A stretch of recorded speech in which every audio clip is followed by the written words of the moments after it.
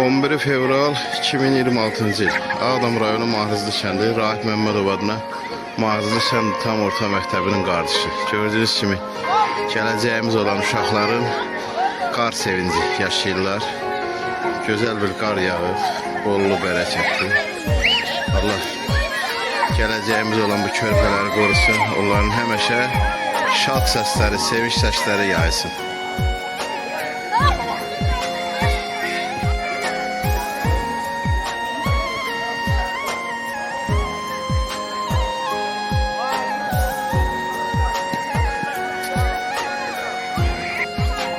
Salam.